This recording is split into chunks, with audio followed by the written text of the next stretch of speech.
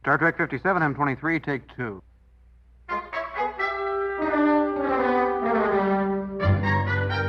It's got Star Trek. Episode 53, Discovery, Season 3, Episode 7, Unification 3. Ambassador Spock, circa stardate 45825. Coordinates redacted. Retrieved from classified archive. The personal files of Admiral Jean-Luc Picard. Play. Closed minds have kept these two worlds apart for centuries. We can either choose to live with that enmity or seek a way to change it.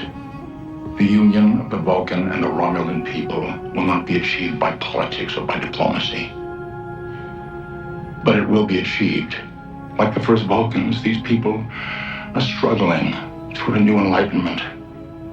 And it may take decades or even centuries for them to reach it, but they will reach it. And I must help.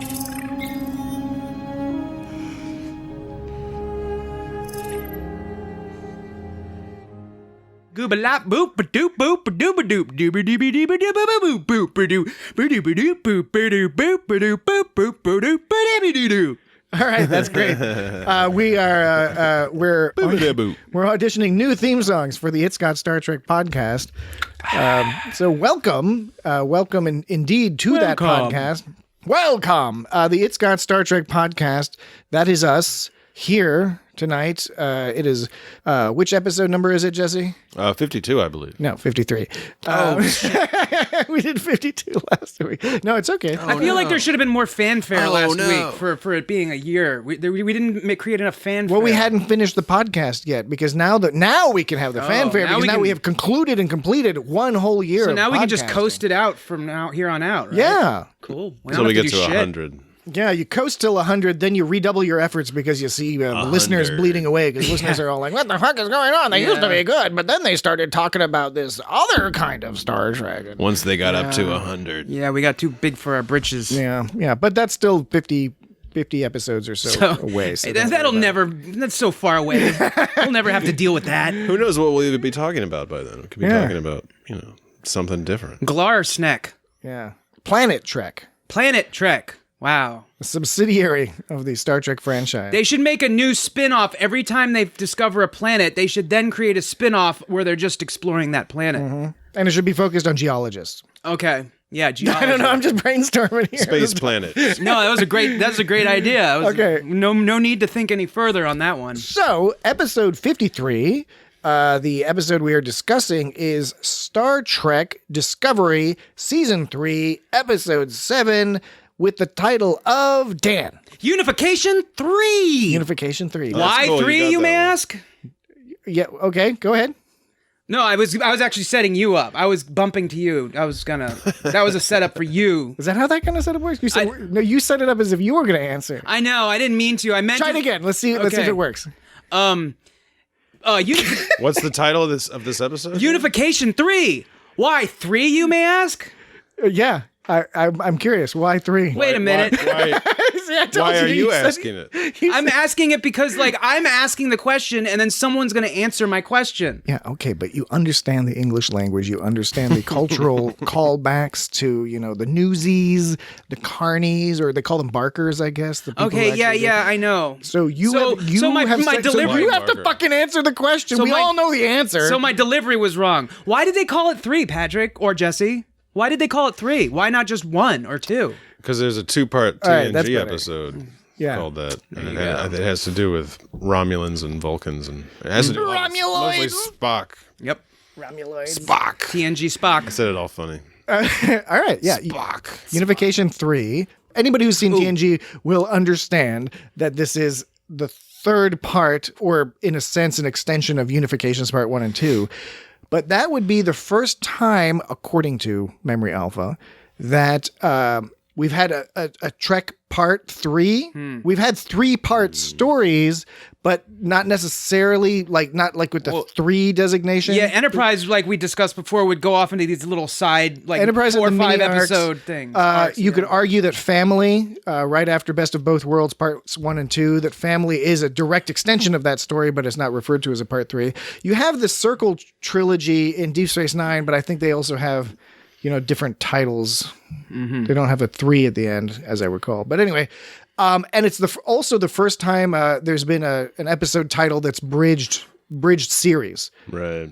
So TNG to this one. So it started on TNG and continued here. They've continued storylines like last year on Discovery when they had the whole thing with the Telosians, but they haven't had the name crossover. So take it or leave it. I don't know how interesting that is, but I'm putting it out there because I read it on the internet on Memory Alpha. There you go. And they actually, they took a scene from that Part 2, I guess it was, near the end of this episode, where they actually there's Spock. a bit with Spock. Yeah. Where that quote was actually grabbed from 2 different quotes of Spock's, one near the beginning and one near the end, and they mashed them up. And they took it from Admiral Picard's personal files. The kids, they call it a mashup these days, I think. Yeah, that's what the kids call it. Flounders mashup. DC 101. So the episode begins, and we've established that Burnham and Book are super romantic, sexy bud lovers. What evidence do you have? Bud lovers. I'm sorry. Buddy lover. It sounds like what? Yeah, you said bud. Buddy love. Bud lovers. Wouldn't Buddy love the character in the insane the insane doctor? What's it called? The Nutty Professor. Insane doctor. That's basically what it was. Dr. Doolittle. Dr. Giggles was the insane doctor. So that's where it begins. Yes. Dr. Nick. And they had he had some kind of holiday decorative lights onto the right of the bed. It looked like what you would put up near the Yule season. I think that's just future lights. Is that just future lights? It looked like it. Yeah, it looked like because they've sort of redone the whole ship. So I think there's all this new stuff in there. So I wonder what those lights do. Yeah, I think it looks cool though. It's a subtle reference to the fact that at some point in the future, apparently, the war on Christmas will have concluded and Christmas will have won. Looks like they had more wood paneling. Did I just imagine that? It looks like there's a little more wood paneling in there. He's always had, in his ship, has always had a lot of wood paneling. Maybe, okay, that's just his ship. Yeah. Okay. His ship's got that whole motif going. Otherwise, Tilly would be in there too if they were just in Michael's quarters. My name is Mr. Teef. Leaving a puddle of drool on the floor. Mr. Mo Teef. Mo. My name is Mr. Teef. Give me some Mo Teef. I don't have enough. I just have to warn that I'm a little off. Wood motif. I'm a little. He would. That's inside baseball right there. He would motif. What would a drummer do if you tried to punch him or her? He would block. He would block. What would a percussionist do? A percussionist. That's better. What would a percussionist do if you tried to attack her? He would block. She would block. She would block. She would block. And it's important. They would block. Yeah, you don't say she would block. You say she would block. She'd hit you with the maracas. Yeah. But I'm a little off tonight because it was Thanksgiving yesterday. And so I woke up all full of food today, which is. Some people might know what Thanksgiving. And I'm already feeling guilty about complaining this because this is such a first world problem to have. So much food. I woke up with so much food. I was just eating all day. Surrounded by so many loving people. I slept in a bed and I woke up and I was full. If only I wasn't so full okay, so I'm gonna stop that line because that's some bullshit I'm spewing. There was a roof over my head and I had a toilet. Point being is I usually come over and have like a 7-Eleven brand Chipwich. And I didn't have my Chipwich today because I didn't want it because I was just. So is that throwing you off a little bit? Yeah, basically I'm just trying to say my routine is thrown off. Usually I work today and then I watch the episode and then I come over here. I watch the episode for the second time. Do you predict that it will have a net positive or negative impact on your performance this evening? I think it's going to be lateral, mostly a lateral move. I only saw it today because I would normally watch it on Thursday, but I was at my dad's house and it was Thanksgiving and I was preoccupied, so I didn't get a chance to watch it. Yeah, well, I was able to watch it last night. I found time to do it. So. Bully for you. So. Yeah. But yeah, like I said, I think it's mostly sidestepping. I don't know if it'll be any better or worse because I don't really have any relative understanding of how I am in general. So All right, we're about to find out. In fact, we may have some early clues, audience. May have some early clues where this is going tonight. I guess we've already rolled right on into it. Do we want to do any segues before we rolled into it? I don't think so. Okay. I can't think of any segues. I mean, we could always remind people, Oh, it's got StarTrek.com. I don't know if we're so good with this. But we usually do that later. Yeah, but I thought we started wanting to do this. This is a casual holiday podcast like this and week, subscribe. folks. Yeah, I thought it was you, Patrick, who brought up the idea of doing the beginning. Yeah, do the like and subscribes. It's got Star Trek. You can figure out how to find us. I mean, you're listening to us, so you found us somehow. Mm-hmm. And if, a bonus, if you follow us on Twitter, earlier in the week in preparation for the Thanksgiving holiday, I baked a bunch of bread and put photos of the bread baking process on Twitter, which was to much enjoyment. And many likes and retweets and whatnot. So that's the type of bonus content that you are potentially missing out on. And you know who can bake some bread? That Kawat Malat. That was a good segue. And it's true, they can. But I was also going to mention that I baked some bread. But if you're lucky, you can try to. We might get Dan to. What did you do, Dan? With the you made some flies showed up, but then you made a trap for the flies? Yeah, some fruit flies showed up, and I found out the origin of those was some kind of double-knotted plastic bag that somehow had missed the garbage and was sitting halfway under the garbage, and it was awful. It was awful. I was like, that's where they're coming from. So you're asking what I made? I took a Perrier bottle, a small one, about, 12 ounce, 16.9 fluid ounce bottle, and I cut the top part off. Okay, hold it right there. Wait. To hear the rest, you got to follow us on Twitter. Bam. Fuck you guys. That's just a little bonus. We're not making any money off of this, folks. Yeah. This is purely, we're just, driving traffic to our social media outlets. Some might say puerile-y. Puerile. That was a word used in this episode, pluralistic. Pluralistic. Yeah, it was when Vicar was pluralistic or puerile? was calling Burnham pluralistic. I love this. Just the dynamic this week is fantastic because there's a strange reversal where both Dan and Jesse are trying desperately to get us back on the topic of the show. Patrick's got a glass of wine. He's like, whatever. Drinking some wine and just refusing. Oh, that's right. Oh! I want to mention the Easter egg that everybody probably got because they spoke the Easter egg out loud. Are you talking about? Wait! No! Oh, fuck! No! He's pointing his finger. It was when they talked about the ships with the black boxes. There was the u.s.s. Yelchin. Yeah. Oh. Anton Yelchin. Who sadly passed away. Yep. Tragic accident, and that's a really cool way to honor. Yeah, honor it him. was. It was. I didn't pick up on that one. They lost contact with the Yelchin at precisely 81986 Mark 272139. This guy's got the numbers. When the burn happened, that's when they lost contact. It was one. When then it was. That was a number. One millionth of a microsecond later, the Gavnor. They lost contact with that, and then 7 1/millionths of a microsecond after that, they lost the Giacconi, whatever, lost contact with the Yelchin. Right. So it was all based on the Yelchin. The Yelchin was the anchor. It was the ground truth, the point of relation. I'm squanching here. I don't know if point of relation is a thing people say. I just kind of said it because it seemed like English language is malleable. But create new phrases every day. Yeah, but some of those phrases sound really dumb. I thought that one sounded pretty professional, pretty pro to me. Pretty pro. It's pretty pro. Pretty pro. Sounds pretty pro to me. I am imitating nobody. It's pretty pro to me. Yeah. Who are you trying to be over there? I'm just being that person, but it's nobody really. It's got hints of James Cagney there. Yeah. They honored. Something's going on over there. I've told you. They honored Yelchin. They had previously honored Nog with the u.s.s. Nog. The Nog was more subtle because they didn't say that out loud. No, yeah, exactly. But it was a ship, and it was hard to see. And people could draw it and all that. And according to the producers, the class of the u.s.s. Nog, it's an Eisenberg class. Oh, snap. To be after Aaron Eisenberg. I haven't seen any things for Rene Aubergenois yet, but now we should keep a lookout for them because I think they should refer to it as the Rene and not the Aubergenois because that's kind of like too. What if it was something It's a like hard the word. u.s.s? What if it's that they have to go on a mission for aubergines? Yeah. Would that be close enough? Would we say that is an honorable way to Aubergines. They might not even. That's kind of like a weird sort of like that's a long walk to get to that one. It's like a solemn. Maybe Tilly. Maybe there's a comedic episode where like a couple of the crew.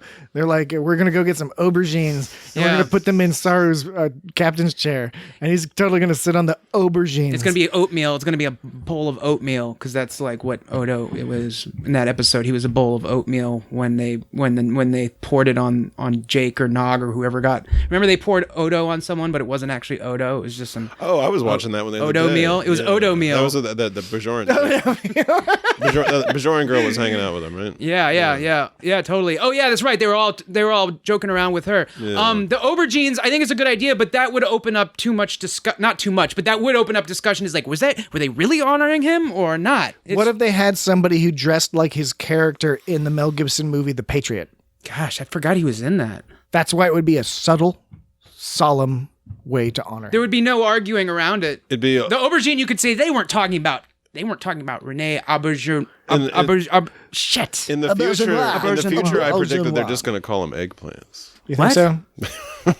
Yeah. What? I didn't get that. Because that's the name that's going to stick in the future. Oh. What was the only Europeans call them aubergines? Why do you call them aubergine? Wait, that was a play on his last name, right? Like French and British people. When you said aubergines, that was a play on auberginois? Yeah, because an aubergine is an eggplant. Yeah, an auberginois, that means eggplant too? I don't know what it means. No, it just sounds like it. You said it because it sounds sounded like. Yeah, okay, I got it. Yeah, that's what. Was that a gerund? That was. It's not spelled the same. Well, yeah, I know. I was right the first time. I was worried that I was basing all this off a false premise, and you were going for something much smarter that went over my head. But no, I got it. I think it's based on our lazy American pronunciations of pseudo French words. Yeah. All right, so we covered the Anton Yelchin, Notre Dame. honoring him. Oh, I was just gonna mention. It must be. You think it's kind of awkward to live on a ship in the cargo bay? Yes. Where all these people are milling about. I mean, it takes up a lot of room in there. It certainly. And did you notice it barely fits? Like it barely fits. They're lucky it fits. They got it almost at the opening. He's got that programmable banner. He could have tucked it in a little bit. That's a good Maybe point. He tucks it in. Now the ship. Maybe it's no different than living in some kind of apartment in Manhattan or something. You know, where you're still got your surroundings. You mean one of those buildings where you're inside another building? Oh no. Yeah, the apartments. Yeah, they're called them units. You like walk outside your building and then you're like still in a building. The unit on that guy. Are you talking about a unit? You walk out your apartment, you're still in a building? Is that a unit? You're always on about units. No, I was making. Never mind. It's an analogy. A poor analogy. Oh, you walk out of your house and you're still in another house. Yeah, because his ship is inside another ship, so it would be as if you were saying New York. It was like that episode of Better Call Saul where the house was in the warehouse. Yeah, the house in the warehouse. Yeah. So yeah, your ship inside another building. Yeah, I get it. It's pretty good. But that's the same way they have it with their quarters. Their quarters, they walk out of their quarters and they're still in a building. Anyways, the only point I was making, it must, at first I was thinking it must be really awkward to like be in there and know all these people are doing all this crazy shit out there. But on the other hand, maybe it's like you're in your little, it's like when you get in a tent, there's no world outside the tent. Patrick, you know about this. You were talking about this recently, how you can be hiking and you get in your tent and it's suddenly your own little nice world. And cozy in there. Yeah, so maybe it's like that. But it still seems kind of weird. It's like they're all doing some cargo shit out there, you know. Of course, there could be like a bear or a murderer or a wolf. But you don't think about that. Yes, you do, actually. You constantly think about it. You constantly fucking think about it. Well, that's why you line tuna around your tent so you have a present for them so they can take it and not eat you. Oh, no. I'll try that next time I'm out on the trail. The tuna tent strategy. Tuna tent strategy. The tuna tent. What do they call war strategies? When they're in the starship, they're like pull this maneuver. They have a word for it. They're like maneuver alpha, or they call it like the something gambit. Or oh yeah, they do have different. The tuna evasive maneuvers. The tuna gambit. Tuna. Yeah. Okay. The next day, it's some kind of the smell situation. Okay. The smeltulation room. Smelt you later room. Smelchin. Smell situation. The tuna tent. I agree. The tuna tent maneuver followed by the smell situation. Okay, yes, you agree. Living What in happened a in this building episode? inside I don't know, a man. building. We're fucked up. All right, okay. So where we're at, Jack, is that Tilly is mad at Burnham. yeah, Tilly. Okay, so we gotta split this out, right? So first of all, we've discussed book, and it is weird. I've no doubt We it's have awkward. discussed book read good.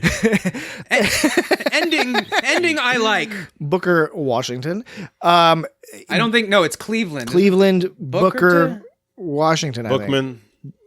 Booker Cleveland. No, it's not Bookman. Bookman. It's Booker, right? Yeah. Anyway, you guys, you got the name. it It's doesn't fine. matter. It It's all doesn't good. He's matter. living in the hangar, and he doesn't want to live there because he wants to be free. Yeah. And roaming the galaxy. He's a free spirit. He's He's one a- of those yeah. Han Solo types. Yeah. Except he wants, he's cool to like hang out with people and worms. Why? He likes those. He space likes worms. those worms. Well, Han Solo had to fly out of that giant moon worm or whatever. Han Solo doesn't like Remember the that? worms. Yeah, either. but he wasn't trying to save It's- that moonworm's life. He wasn't trying to save the worms. It just says here. It says it says it's Cleveland Booker. Is what it Cleveland Booker. We got it. We got it all sorted out now. Cleveland. Cleveland Booker. good Yeah, thing his he name lives in isn't an awkward Cincinnati. situation. says. Yes. The overall situation awkward for sure. Everything is awkward.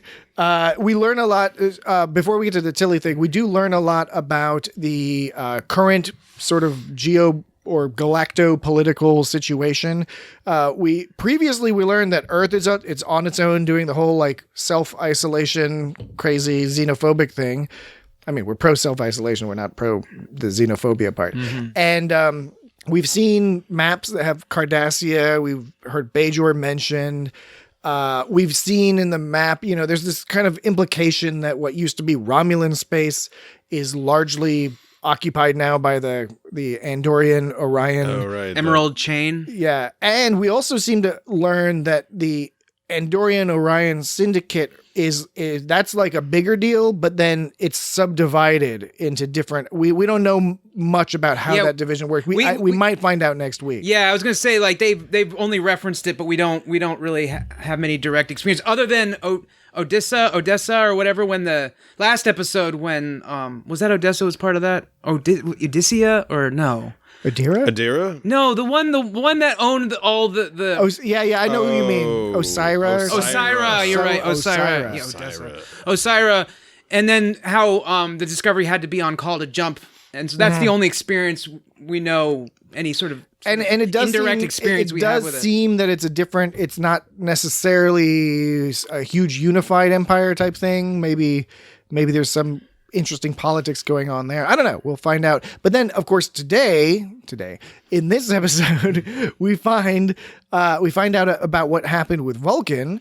In that Vulcan has in fact sort of like they invited the Romulans back and changed their name. Yeah, and they've reunited, changed the name to Navarre. That's a nod to NeVar Burton. Oh man, He played Snorty. There was a Snorty LaForge. there was a Enterprise episode where they had a Vulcan ship named the Navarre. Oh right. And somebody, I think I might have been Memory Alpha as well. They were talking about there's some comic books and or novels where they talk about the Vulcan term Navarre and or Ian novels. And apparently in the comic books or novels and Navarre, or right. novels, Navarre meant it was related to having two different perspectives. Or two warring perspectives That's in, cool. in one place or person. And- so I read that this was a word they've used before. I just didn't ring any bells with me. yeah, me neither. I had to look it up. And much to Burnham's surprise, at least, and probably other people's too, it wasn't the Romulans' idea to break away from the Federation. And Burnham makes that mistake actually later before the trial. She tries to focus on Vakir. She tries to focus on Vakir because he's the young leader of a sect of Vulcan purists, when it turned out Niraj, the Romulan elder, who was for self-governance, that was the one who was actually most on. But then we can get that DD later. and Raj. What? Oh yeah, from What's happening? Yeah, thank you for reminding me. Hey. I was gonna get there, but Hey. Anyway, so but Rerun. But there's this thing of like everyone expected the Romulans to kind of be the ones to be causing all the trouble here. And they still have their... Due to racism? Yeah. And they still have their sort of aggressive nature. How emotional are Romulans? Would you say if humans are 10 out of 10 or Romulans like a 3 out of 10? No, I think Romulans are pretty emotional. 7 or an 8, maybe. So Vulcans are emotional too. It's about the quote unquote control, which I think if you get into a deep discussion about Vulcan, the whole thing is lore. Isn't it like Vulcans used to be emotional, but they fucked everything up, and so they're actually super mega emotional. There's different. It's like they're interpretations. It's like they have an addiction. It's like having an addiction or something where they can't handle emotions because when they're around it, they in Enterprise they push that idea, and I think that one of the ideas also is that it's like, well. Maybe not. Maybe it's not that bad, but I think the idea is that the Vulcans certainly claim that they had super emotions or whatever. Smugness and emotion. Yeah, I guess so. But then they pulling go each other apart. But then when they go through the thing like the Paul Maroc or whatever, the Ponfar. I mean, the Paul Maroc. That sounds like a North Vermont state senator. I'm Paul Vermont. Vernock. Paul Monarch. The Ponfar, while you could argue it's very physical, but there is some sort of passionate sort of aspect. Well, there's to it. always a debate about that because for a while people were saying, "Oh, Vulcans can only have sex or make love."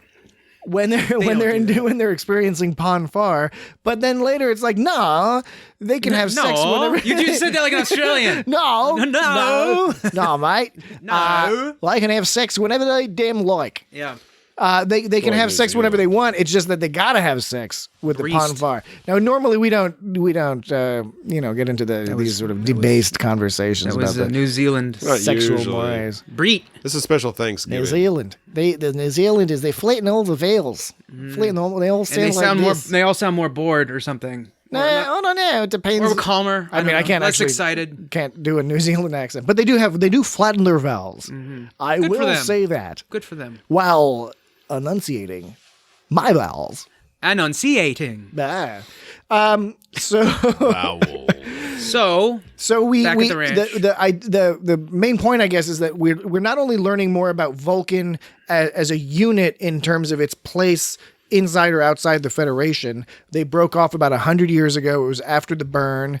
Or no, it was like leading up to the burn, I guess, related to that. Finding a new form of travel, mimicking in some ways the whole Enterprise thing where they didn't want to the Vulcans didn't want to give humans information about warp and just instead kind of watch them and help them a little bit. It's what's going on with this PP or not the PB19 SB19. That's kind of SB19, which by the way, since I do a lot of work related to public policy, I keep thinking it's a Senate bill. It's like Senate Bill 19, and everyone's all up in arms about Senate Bill 19. But we know about that the galacto, as I said, the galacto political situation and how it relates to Ni'Var. But we also learned quite a bit about the domestic relations on Ni'Var in that they have these groups that you talked about, Dan, the Romulan folks, the Romulan identified folks, and then you have the Vulcan identified folks that want to go back. It seems the impression is they want to go back more to the old style way. And then you have the mixed race, sort of mixed heritage group. Yeah, I wasn't clear. So Vakir is the leader of the sect. No, that's the purist. No, Shira. It's funny your name's Shira. But she speaks because I just think of Shira. Mm-hmm. Shira was superior. That's what I think of too. To He-Man. Yeah, it was actually. There was a lot more going on. Yeah, the stories were more interesting. I'm talking about the old stuff. I presume that it's true. I presume the new one is good Those too. freaking Netflix shows about He-Man must have just been advertising because they celebrate He-Man like it was this awesome thing. And honestly, it did. It made its mark. But going back and watching it, it's not even that it doesn't age well. It's just a shit show. Yeah, it's a shit show. It's just a bunch of rotoscope. Yeah, this has been. It's got He-Man. Yeah. That's what we've been talking about this entire time. It's got everything. Shira, the Romulo-Vulcans. The Romulo-Vulcans. So I wasn't clear. Romuloids. I wasn't clear if the Romulo... I know that there's a time limit on that joke, and we're probably past it, but I enjoy it. The Romuloids joke. It's not a joke. It's funny. All right. I don't even know what you're talking about. I've over the past couple weeks, I've taken every opportunity I could to say the word romuloids. Yeah, that's right. You have romuloids because it's delicious amongst the tongue, in and amongst the tongue. Romuloids. Yeah. Romuloids. Yeah, it's all right. I'm just acknowledging to the audience that I understand that this is probably at the level now where it's aggravating. And I understand that and I respect that. I will try not to do it again. Galactoids, is that a thing? Is that like hemorrhoids? Yes, it is. Okay, so the Romulo-Vulcans, and Patrick, you were kind of bringing Klingoids. It up before I interrupted you. You were basically saying... I think I interrupted you. Well, I interrupted you at one point too, I'm sure.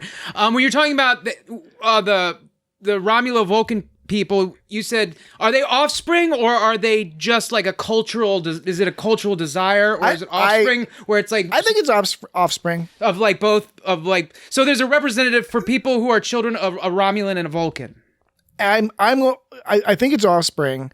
I could be wrong about that, and I don't want to make that assumption. Because it might just be like you could choose to be a part of that group too, absolutely. And I want to go further and say I'm assuming that we are not to take from these three people that the domestic politics and divisions on Nivara are simply divided into three. Right. I'm guessing that these are three powerful there's probably a influencers. You know, these are sort of, you could consider them political parties or something, but that a huge proportions of the population, you know, might adhere, you know, to this one over here or that one over there a little bit, or there might be some overlap where they don't care, or it doesn't affect them. But they still have the president, and the president was just like, I decided I trust you anyway, so here's the stuff. The thing is when they talk about the Vulcans, Vakir's group, they specify that they're Vulcan purists. Now, what are non-Vulcan purists? Because what was the one where they were basically terrorists? Logic extremists. Yeah, those are logic extremists. Those are not the same as Vulcan purists. But it's in the similar direction. That's so like it's kind of interesting that they had like Romulan, who has very kind of like, you know, your standard Romulan whatever, and then you have the sort of combination of both. But the Vulcans, they only chose to represent the extreme, the purists. I shouldn't say extreme because they didn't say that. So you'd think there'd be a fourth Vulcan type that was like, but then it would be unbalanced with the Romulans. Yeah, because you got to have 3 transporter rooms. Yeah, that's for O'Brien, right? Yeah, because it's his favorite. It's the rule, and O'Brien's the most important person in Starfleet history. I was saying it wouldn't be fair if they couldn't have 4 because then they'd have 2 Vulcans to 1 Romulan. So if they'd have to have 5, they'd have to have 2 Vulcans to 2 Romulans to 1 mix, and that would just be too much for the plot to really handle. It would collapse under its own weight at that point. So it's unwieldy. Yeah, I agree. It's like Mortal Kombat Annihilation. Did you ever see Mortal Kombat Annihilation? Yeah, too many characters. And not even the ones you love. It works in the video game, not the movie. Already a bunch of people just hanging around in that scene anyway. You have all the Starfleet people that are just watching. Mm-hmm. All the Vulcan and all the other people Romulan just hanging. Like the president. Romuloids.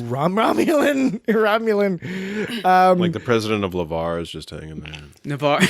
You did that on purpose. Yeah, I did. He's like, no, Jesse, actually. It's interesting. The Vulcan stuff is great, and I will go further and further assume. I know I'm taking a big risk here, guys, but I will further assume that, for example, what's his name? The Vulcan absolutist guy, or like, you know, old the purist. Yes. Vakir. Vakir. Yeah, thank you. So I believe that Vakir probably is fully accepting of Romulans joining in his cause. Mm-hmm. So I'm thinking that this is an evolution in that, and I'm reading a lot into very few lines, but just from the characterization, it didn't seem like he was a racist Vulcan, which we've seen plenty of in the past. Right. It seemed like he was an ideological purist, and that ideology had nothing to do with being Vulcan. It had to do with following that ideology of logic. And it was also, they were supposed to be, I guess, I wasn't clear on how much of Spock's influence was on the planet. I don't know if that was just, because that group definitely was followers of Spock's teachings. But now is it kind of like everyone's a follower of Spock's teachings at this point? Or is that group specifically Spock's followers? I wasn't clear on that part. And I think that is, if you, President, what was her name? Tarina? Yeah, Tarina. Yeah. So President Tarina, she makes the point, and I thought a very cogent and important point to make on screen, that, that and Burnham's mother also makes a similar point, basically, that these are political people. Like that, whatever their argument is, they are political people. Even the logic purist, he's got his ideology, but he's saying let's suppress information because it might cause me problems. Basically, it might disrupt the vibes on the planet in a way that will fuck us over. And it leads me to believe if you're going to analyze political discourse of this style, you're going to learn a lot. One thing you can learn is we can guess pretty strongly that whichever of these three groups, the logic purist group is probably in the best position. Because he's the one that doesn't want to change the status quo. The Romulans all about changing the status quo. They are not happy with their situation. And I'm not saying all Romulans on Nivera, but he definitely, right? Nivea. Navarro. Dave Nivea Navarro. is a fine skin cream. Nivea. Nivea. But the Romulan, he's clearly not happy with the status quo. And Shira, she is on the fence in that she's clearly not happy with the status quo, but maybe the status quo is okay. So they're like a little nervous about disrupting things. Whereas what's his name? Niraj? No, Vakir seems the one most eager to keep things the way they are. Yeah. And the assumption you can make from that is that his group is in the most beneficial position, right? Right. By beneficial, you mean like they are the most powerful position? Well, it gets complicated when you use the terms like power, but I would say in terms of what their own satisfaction is, he doesn't want to change shit. Oh, no, yeah, he doesn't want to change anything. He's during the trial, he's using all sorts of manipulative tactics that he accuses, when Burnham brings up Spock, he's appealing to emotion when he tells Niraj that when he says to Niraj, it's like, you should know that knowledge is in the wrong hands is dangerous given disputes in your own province. He's appealing to emotion there. And then to Shira, he brings up resources spent quashing insurgencies in the Romulo-Vulcan regions, basically saying, see, it's dangerous, and that's appealing to their emotion. But then he gets on Burnham for invoking Spock. When she goes, Spock would say that what you're doing is illogical, and he accuses her of appealing to emotion. He goes, this is a form for logic, Commander Burnham, which is like kind of like a fuck you, So basically, he's accusing her of appealing to emotion when she brings up Spock, but he's doing the same thing. And what he's doing is he's making same tactics. He's using rhetorical tactics in argumentation, not logical tactics. Yeah, right. He's not having a logical argument in the classical sense. He's having rhetorical argument, so he's using whatever rhetorical tools suit him. It's and like the Romulan calls him out on something. it. Yeah, exactly. Well, he was basically, Romulan does. He was basically it's kind of like appealing to emotions, but it's basically saying, it's using fear. It's saying, like, remember, this happened to you before. Last time you trusted this knowledge in hands, this shit happened to you. It could happen again. And that's appealing to fear. And that's not really, I mean, I guess there's some logic to bringing it up, but using it as a tactic is not great. But yeah, he does. Raj calls him out on that later, I think. I think that, we could probably assume that all three of these people, they come with pre-existing assumptions. Maybe they learn a little bit more, maybe they don't, but I'm assuming they do. It feels like they do, even if they're pretending not to. But they each come to the meeting with their own position and not with the open-hearted, we actually want to find the answer. No. And it's interesting that Gabrielle, right, Michael's mom, she calls out Michael saying, you're doing this too, Mm-hmm. She doesn't say that they're doing it, but I mean, she does say they're doing it kind of, but the idea she's expecting Burnham to maybe rise above, because she is pointing, she defends Vakir in a sense, saying Vakir is being truthful, but she wasn't. But he thinks he's protecting his people. Yeah, but I mean, she's pointed out to Burnham that the Federation was exploiting the fact that she's Spock's sister, right? Which is to send her over, and she was sort of implying that was a dishonest maneuver, but Vakir is pulling exploitative tactics the whole time, and which is fine during a trial, right? Except that he it's fine during a trial, but this trial is supposed to be about seeking logic. It's supposed to be about finding truth. It's not supposed to be about a criminal trial where you defend your own, like, to the best. You're defending the abstract concept of logic and truth. Yes. And so that's why using like I don't want to say lawyer tactics, it's ignorant for me to say, but I think it's okay. Okay. What you'd classically see on TV as a lawyer tactic, But you can call it like a rhetorical argument. In other words, you are just trying to win the argument, yes. and it has no connection to either the truth or even your own opinion. Right, precisely. Right? And like in debate club, they assign you a position and you got to defend it. Right. And that's exactly kind of like against the whole idea of this procedure. And I think that this represents the Colin Kit. Yes, thank you. This is another example of Vulcan culture being presented and described in one way, but in reality being much less honorable or whatever. We've seen that particularly on Enterprise. We've seen examples of that where the Vulcans say, okay, this is the way we do things. And isn't that great? It's all logic. And then it's like, no, this guy's obsessed with beating Captain Sisko at baseball.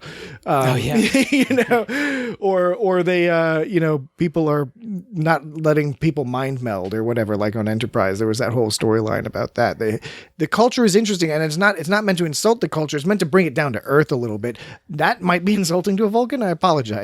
Bring it down to Vulcan, bring it down to Navarre, whatever the adjustment to the phrase should be to be culturally awesome. Mm-hmm. But the Vulcans are always like, we do everything better and we are so cool. Smug. And we have this great process going all the way back to Surak. And then they do it. And to her credit, She-Ra does call them out. She does say, this is about the truth. But it's not like you had a whole crowd of people and the president and everybody being like, hey, we got to get back on track because this is about the truth. Yeah, they let a lot of sort of side talk go on in that, especially with Burnham. But they all kind of went with it. And then Burnham, from the beginning, she was like, she started to talk, and then he interrupts her and she's like, you haven't heard me out. You've already made a decision. And speaking of like, we've got this whole process going way back, his whole defense was like, we've already looked at this. We've heard your argument. We've looked at this. Your argument is dumb. And this is wrong. And our you don't need to look at our data because our data already proves that we're right. And he's basically trying to shut it down before it starts, which of course is a tactic in and of itself. And a common political tactic we see all together too often these days. It was the Niraj. He actually, when you're saying, he pointed out, he says Vulcans will choose whatever serves them best and insist it is only logical. And that was pretty awesome, Niraj, that was for him to say that. But what he also said about She-Ra is he says, what way do you know? You sit in the middle trying to be everything and nothing. Yeah. I love that statement too. Yeah, It's just like, it's like when you have a room just full of like full of shit, right? Mm-hmm. You have so much, you have nothing. It's like, what's the whole point? It's just a bunch of shit. It's just a bunch of shit. What's going to be interesting about where they go with this, this is not the end, presumably, of what we'll learn about Vulcan or Navarre. Navarre. Yeah. Because the other thing that's pretty common in Star Trek lore is the idea of, both with Vulcan and Romulus in different times and different contexts, as sort of sleeping giants in a way. So, powerful. Everyone knows they're powerful, but they're not necessarily always like on the move doing things. But then when they do, it's like, fuck, they're doing shit, and now they're living together on the same planet.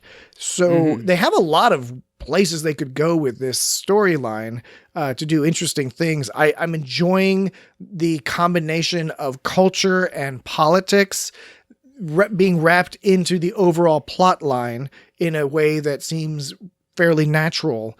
And it's also another interesting thing is that they're blaming themselves, the Navarrans, in a sense, right? Now they're partially blaming the Federation. But they feel that, I guess, the Federation sort of pushed them into it. Precisely. But it's an interesting thing to have a group of people who want to not show that they didn't do something. And there are a couple different reasons that might be, but I think the simplest explanation is just that these are these are Vulcans and Romulans, and they've made their conclusion, and they're like more scared of having their conclusion be proven wrong than having the feeling that they have the responsibility for destroying half the galaxy. Yeah, the whole pushing them into destroying, causing the burn is what they're asserting. Yeah, and you can see that peppered throughout. There's some comments like Tarina from the start. When Saru, when she asks about what Saru thinks of, stuff today, he goes, he's troubled by that the Federation's fucked up, but he's heartened by its commitment to core values. And she's like, you seem quite certain of that. Now, I don't know if that's supposed to be foreshadowing of what's to come, in the coming episodes about how the Federation treats the information they got, or if it was just trying to sort of set up the idea of like, we don't trust the Federation right now. This is why you guys are, but then she also brings up the fact that it wasn't the SB-19 it was the final blow. There was other shit that was going on too. Right, yeah. So now, I don't know, was it a bunch of shit that made him think they caused the burn, or are they talking about something totally unrelated to the burn, that the Federation is just in general, because you can tell the Navarians distrust the Federation. And President Tarina, she mentions this idea. It's the antithesis of what we always heard from Vulcans before, right? She said that in their efforts to, accommodate or whatever the many, they stop paying attention to the few. Right, few. I butchered that a little bit, but sort of a reverse of what Vulcans normally think and what Spock espoused in Star Trek 2. Now, interestingly enough, at the end of Star Trek 3, I believe, is it 3 or 4? But at some point when 3. when Kirk says, sometimes the needs of the reverse, So that was the lesson of that. So have the Vulcans learned that? But you could also, if you want to get a little more cynical about it, which I do, and you could also say, and I don't think this is the correct answer, but you could interpret it as the Navarians, they're not following their own logic when it suits them. Because precisely. Because the Federation is spreading thin, right? And so they had to sort of, the Vulcans who started the Federation, who were there from the start, who found, the Earthlings, all of a sudden they're feeling neglected and their shit's getting fucked up. So now they decide, now the needs of the few are important because it affects us, because the Vulcans are used to being basically on the top the whole time. So it could be an analogy to the baby boomer, the whole deal with the baby boomers getting all these benefits from the GI Bills and cheap college and loans and a powerful industrial economy. And as soon as that starts to go south, they're like, fuck all the rest of you. We got ours. We're going to cut all the taxes because now that we're making money, we don't want to support that. Not to generalize to all baby boomers, but you can read articles on this. They're out there. It's the ones that vote Republican. I mean, I guess you could say that the Federation was starting to spread itself thin like the Roman Empire or something. But at that point, what was the alternative? To break it down? That's the trick. Because the argument... Because they had no dilithium. They spread out. For some reason, spreading out helped consume less dilithium, or helped them find more or something. I don't know what. I don't know exactly why spreading out helped them, but it did. Well, no. They were saying they spread out too much, and then they weren't getting enough dilithium, right? I thought they spread out because they... No. She was saying that the Federation had grown so large that it was straining the dilithium supplies. Oh, I knew that. And that was prior to the burn. I knew that, but I thought growing larger, less dilithium. Yeah, no. Totally. I thought there was some kind of thing where they sent things. I don't know. Anyways, we'll just go on this because we can both agree on that part. It's got imagination. Yeah, I thought there was something afterwards about why they spread apart. Possibly, I don't recall that. Anyway, but it's like the Vulcans have done this before, right? This is not necessarily new behavior for the Vulcans in being in or out. Even at the beginning of the Federation, they were a little bit, ambivalent about it until push came to shove. But I agree with you that they, as what is Niraj said, the Vulcans will say whatever they want to say and they'll just invent logic to support it, which you can do. That's the problem with logic. Logic is meaningless outside of the context it resides in, right? That's the gag with Vulcan logic always. And they did that on TOS repeatedly. It was a joke on TOS that Spock would be like, logic says this, and then it turns out differently, and Spock is all confused. And it's like, yeah, because you didn't take into account that, crazy aliens and universes do goofy things. Logic is not always going to help you out. So the dilithium, I don't know how they would have thought that, they weren't too clear on where all this dilithium was coming from, but in a world post-scarcity, you would assume that you would have to, like, not use up all the shit in the universe, in the galaxy, you know? I don't know, like, it seems like... I mean, the dilithium was running scarce to begin with. They're not giving it, like, we're getting into the fun of, Minutia drilling. We're minutia mining. Minutia mining. Okay, fine. It's not worth worrying about. But we don't have enough information yet. Yeah. That's the problem. So we could, who knows? Maybe all of this gets thrown out next week. But there's a scarcity of evidence. It will be interesting to see where they go with this. And you noted that they could go some problematic direction. Not problematic. That's not the right term. They could go direction where, like, oh, maybe the Federation fucks things up or whatever. I don't think so, because I do get the impression that they're trying to be all like, no, this is more like TNG, where, like, things are working out. And because Deep Space Nine had the deal where sometimes they would do something good one week, and then, like, later on it would be like, oh, it turned out you fucked up a bunch of shit by doing that thing you thought was good.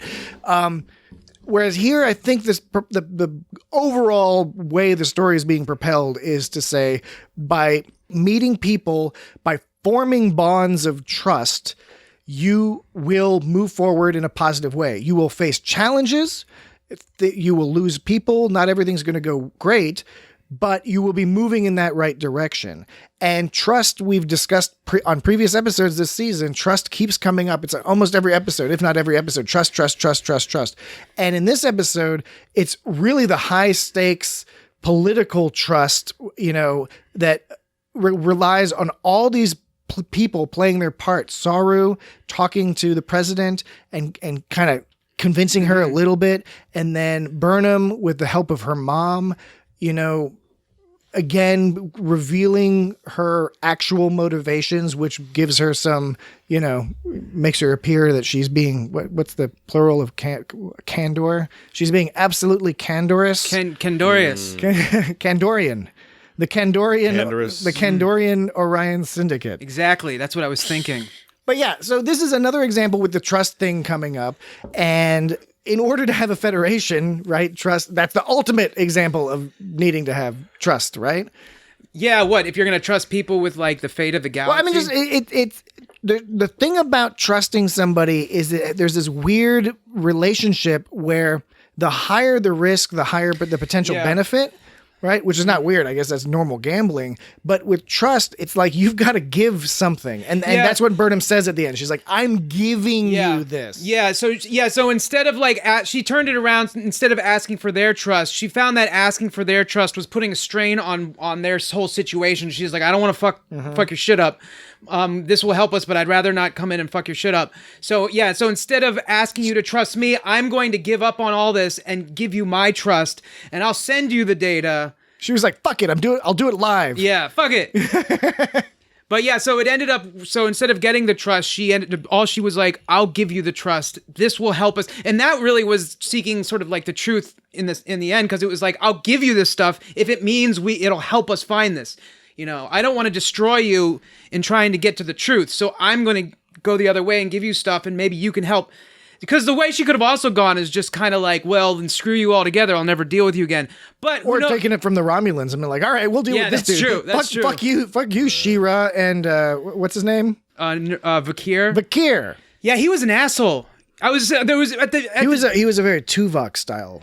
I don't know if the actor did it on purpose or not, but there were some vibes in there of the Tim Russ performance. Mm-hmm. That I thought were really cool. Something about the cadence and the tone of his, of like the tone of the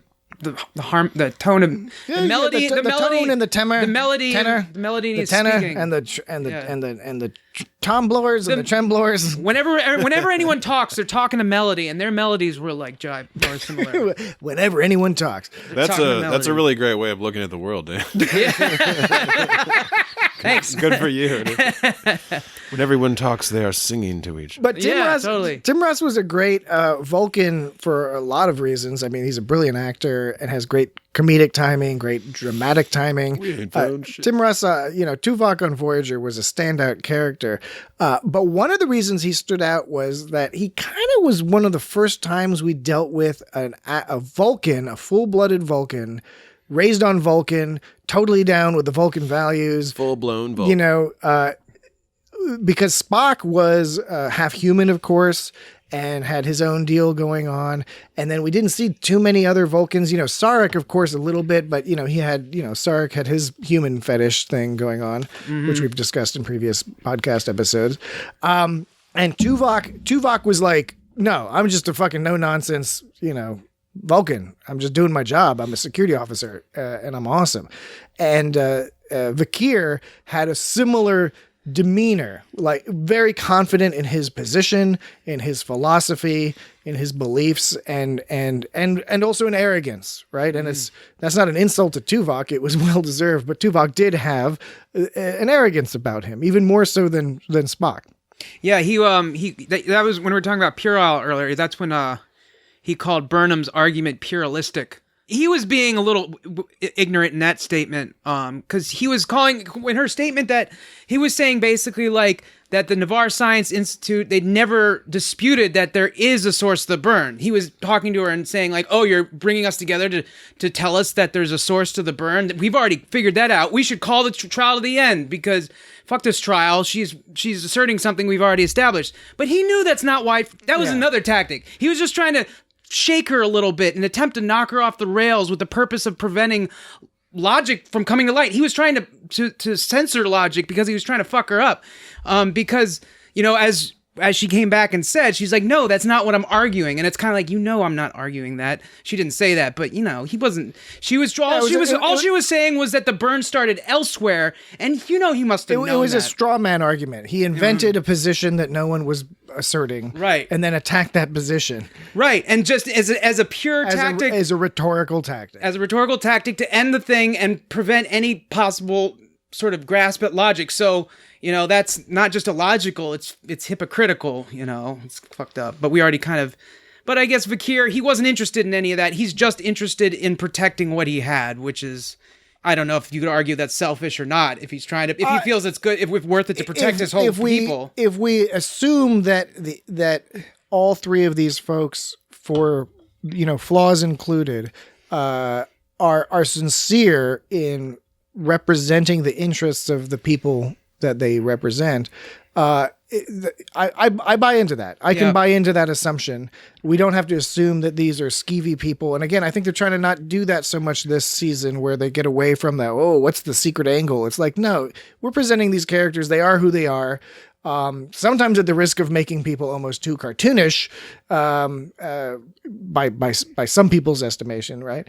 Who's cartoonish in this? I'm not suggesting that. I'm assuming somebody has, because it's just got me to think of like who could you consider to be like kind of a cartoon? Maybe the guy from Medium who was in the second episode where he plays like the Western guy and he's like being an asshole to everybody. That guy who was trying to fuck with everybody. Yeah, he was. That was definitely super like.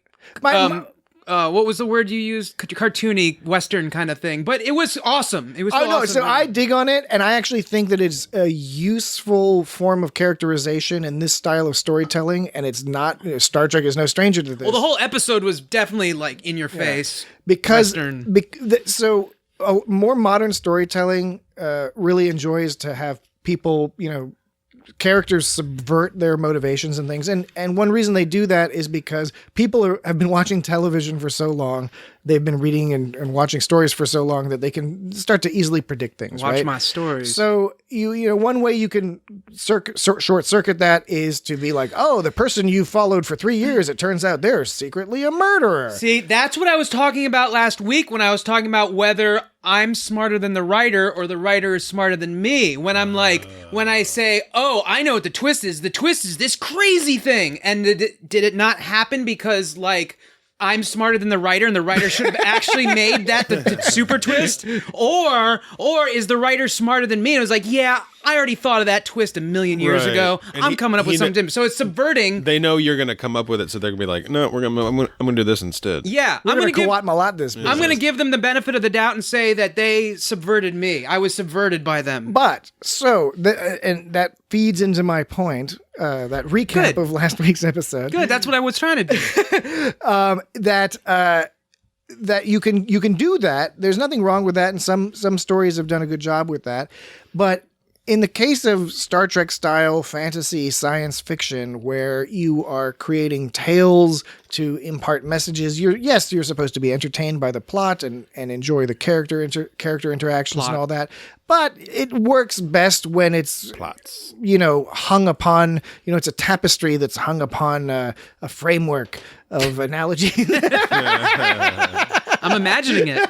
It's in my brain. But that if there's some point to it all, right? And so in this case here, you got the themes of trust and all that. But the characters don't do it for the sake of doing it, is what you're kind of saying? No, what I'm saying is for the sake of good storytelling. Sometimes people are like, oh no, you have to have all this gray area and all this other stuff to have good storytelling. No, you can't. That's definitely one route you can go for good storytelling. Yeah, and don't do it for the sake of doing it. Have a reason for it. But this season, I think they've been training us to say, look, no, when you meet the asshole Andorian guy, he's the asshole Andorian guy. When you meet this guy who starred on Medium as the husband of the Patricia Arquette's Medium, then he's just this bad guy. And so by that rationale, the Federation is not going to do something super evil with the so unless it's that glasses guy comes in and does, maybe he's causing all these problems or something. Yeah, the Section 31. Yeah, David Cronenberg. Yeah, but Cronenberg. Yeah, Cronut. Long story short, back at the ranch, having some of these long and the short of it is the long and the short of it is having these characters be more clearly defined. It doesn't mean they don't have layers. It doesn't mean there aren't gray areas, particularly with some of the main characters. I just think they're not gonna like do all sorts of rug pulling, wool over eye pulling, then pulling the wool back, and there's something else there. No pushing. No, you don't push the wool. Don't push the wool. Those instructions are on the push it on the box. Push on the back box, up. the push box. don't push pops. Oh yeah, don't push me. Push a push pop. Yeah. Because that bully is like, that's how you deal with a bully who pushes you. You say, don't push me, push a push pop. So here's a popsicle instead. That's how you deal with them. A lollipop. All right. Popsicle. So anything else about the sort of Vulcan Romulan? Anything else about the Vulcan? Romulan. Romulo-Vulcan. The Romulo-Vulcan. Romulo-Vulcan. Any other thoughts on that before we move on? Romulo-Vulcan, yeah. Before we move on to talking about there was this very brief other story with Tilly. Yeah. And then there's some intermixed stuff in there as well. I mean, there's the mom stuff, right? Where it's kind of funny that the mom, she didn't make it to Terra Elysium either. Nobody made it, none of like the Discovery or Burnham, nobody made it to Terra Elysium. I think that was a joke. And joke / and I don't know if it was you, Dan, who mentioned it. Is Terra Elysium going to be the center of everything? Not necessarily, but it could have been the internet mentioned it. Some ghost on the internet, because none of you people are real. It's true. Or it could have been Dan a couple weeks ago. Somewhere I got the notion in my head, and I know it's not original. It's some sort of Inception type situation, that the reason why none of them got to exactly where they thought they were necessarily going to be was because they hit some speed bump, and that speed bump is related to the burn. And so when they were traveling through time, I definitely did not say at that. the moment of the burn, it was kind of like a little eddy or something in their time traveling thing. Babe. And then because they're going through time, right? Through. They went through the time. Through the wormhole. The Burnham, there was tachyon beams emanating from the burn that like disrupted their time travel because they traveled through it, like you just said. Yeah, through time. And it's tachyon waves. Tachyon photons. Photons. They were tacked on. They were tacked on for sure. Phota. So, Foga. Yeah, so that's interesting. I definitely did That's not. with chicken. That's not something that I said. So, Terra Elysium, they didn't make it because of the burn. Eddies in the time stream. Hey, Eddie. How did... Okay, the mom made it back, and the colonists brought her back to Quat. So the Quat Malat healed her, and from that she became the. She landed somewhere where there were Quat Malat hanging out. Yeah, and so she became. Being honest. So for how we don't know when she got. We don't know. So what's the? I was trying to remember like why is she traveling through time now? Like what happened? I can't remember what happened last season. She got sucked back. She got sucked back, and we just didn't hear from her again. Yeah. And now she appears. The idea was that hopefully they would meet up with her when they got into the because her suit, Gabrielle's suit was set to like auto return. Right. Yeah. She kept bouncing she was doing missions, and her suit was so that when something fucked up happened, she would auto return back to the Terrelysium, to the safe space. So, and I guess she rejected all that when she came back the last time. She just was done. I think her suit was out of juice. Or something. All those suits are Star Trek style. Yeah, totally. But we don't know when she got back. I guess it's not important. We do not know. They haven't specified how long she's been there. Because to go back to Qowat Milat for healing, and she became Qowat Milat herself, she probably was there for a good amount of time. I would think she's been there for a little while. Yeah. They don't let you just be Qowat Milat overnight, so. No, they don't. They shouldn't. They shouldn't let you be Qowat Milat overnight. They oughtn't. How do you be absolute candor? Was she in The Wire, that actor? I'm asking Dan because I know he's seen The Wire. I saw The Wire once. I don't remember if she Sonia was there. Once. I know I've seen her somewhere before, but like... She's a very brilliant actor. I thought it was... back to the trial and relating to... what's the mom's name? Gabrielle? Is that what Gabrielle. It is a little weird that they included Burnham's personal struggles about like who she is and what she's into and how she's in between place during the T'Kal and Ket. I mean, I know they tried to weave it in like, in order for you to win this trial, it was supposed to be the whole point. Like, in order for you to win this trial, you have to be fully honest, absolute candor. And so, she won the trial by finally realizing that she had to tell them all about her personal tale. And like, and it's a little bit of like proving she was being honest. I mean... I just wasn't clear on it. I mean, I'm gonna clear it up for you. No, baby. but they climbed. Okay, first of all, though, can't wait. Before you do, they did even kind of address that though later on in the dorm room after the trial when Gabrielle and Michael were there. Michael goes, "I get where you're going back there, but you could have picked a better time to do some parenting." And that's kind of a reference to like that was a weird time to bring that up. I know it was the point of everything somehow, but can you enlighten me then, please, Patrick? Please. Because you're so smart. That sounded really asshole-ish of me. But it sounded sincere.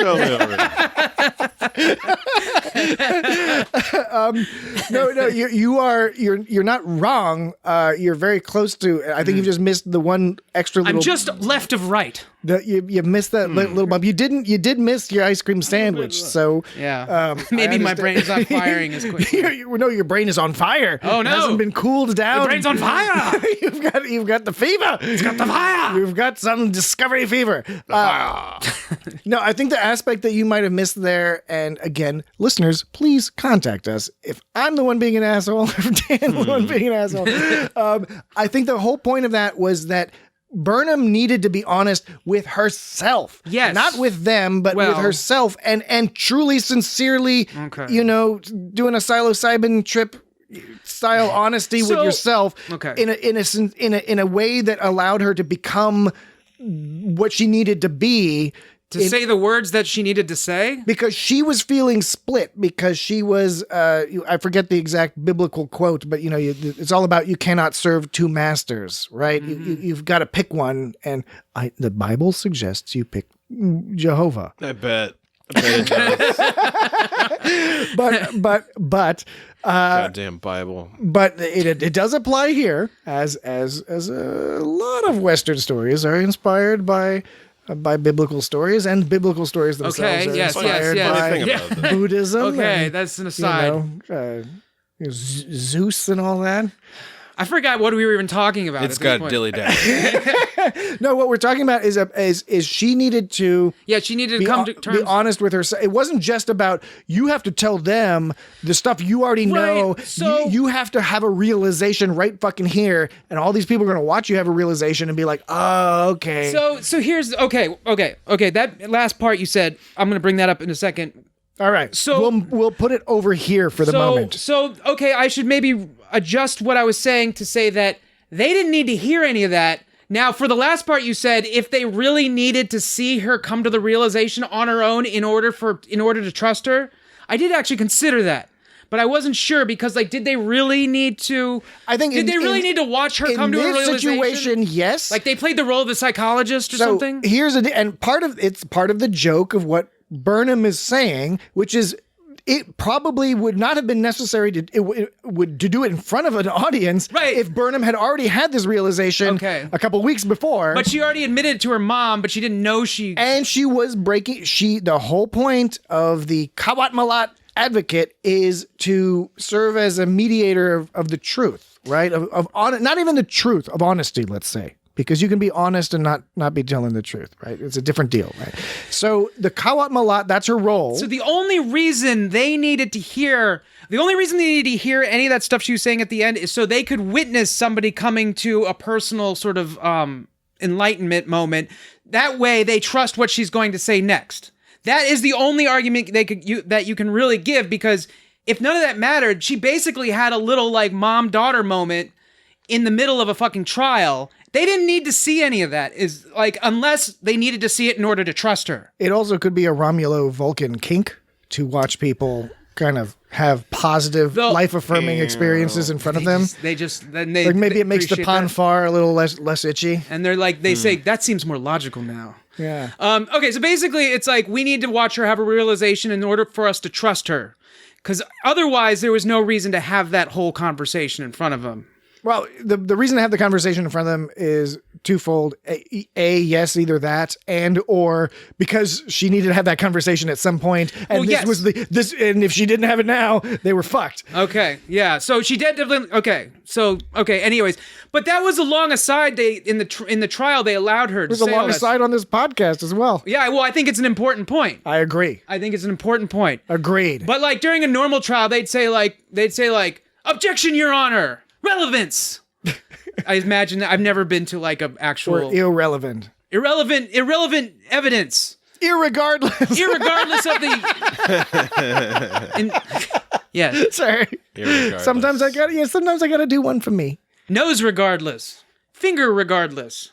Okay, I get There's a joke coming up somewhere from there, but no, the joke already happened. Oh shit. Ear regardless. Yeah, I fucked up the delivery. Irregardless. I knew it was irregardless. I was just Penis regardless. Penis regardless. Okay, so this trial is loose. It let them go on a little aside for a while, which was nice of them, but it turned out to be relevant, and so that was the big thing. Okay, well, that's all I needed to talk about in terms. You were asking if there's anything else. That's it.